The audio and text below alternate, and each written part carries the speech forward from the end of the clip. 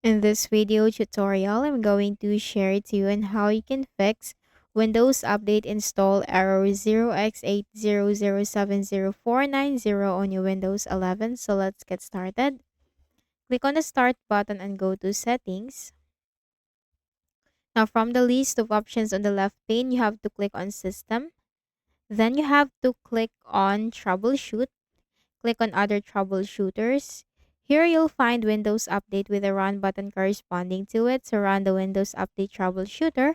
Follow the on-screen instructions that will give you suggestions and recommendations on fixing the issue. So simply run the Windows Update Troubleshooter.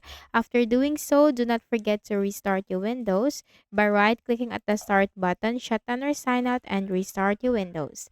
The next thing that we can do is to reset the Windows Update components. So if this video is valuable, do not forget to hit the like button and subscribe to this YouTube channel so we can produce more useful tutorials for you. Go to the Windows search bar and type CMD. Click on Run as Administrator in the right pane. Click on Yes for the user account control.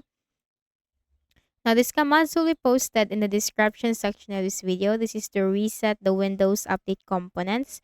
To simply copy each command one by one, Control C to copy and then Control V to paste. And then just simply copy the second command, the third command, and then until you can get into the Net Start MSI service to reset the Windows Update components. So make sure to run each command one by one to reset the Windows Update components. Then after running it, do not forget to right click at the Start button, shut down or sign out, and restart. The next thing that we can do is to check some services. So go to the Windows search bar and type Services. Click on it under the best match. And now we need to scroll down to the Windows Update service. Right click, go to Properties. Change this to Manual. And then click on Start, Apply, and then OK. Then we have to look for the Windows Update Medic Services. Now I don't have that from here, but once you have that, also just simply make sure that it is in the manual.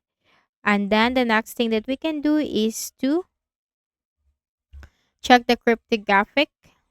So scroll up to the C section and look for the cryptographic services. Here it is. Double click. Startup type, change that to automatic. And then make sure this is running by clicking on the Start button, apply, and then OK. Then we need to look for the background intelligent transfer service. Double click. Make sure this is automatic. And make sure to click on the Start button, apply, and then OK.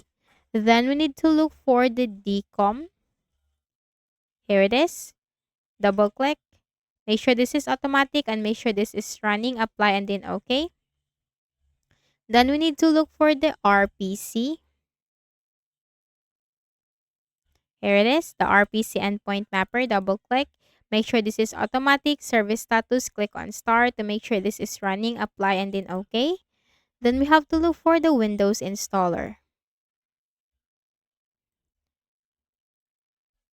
Make sure this is manual and then click on the Start button, apply, and then OK.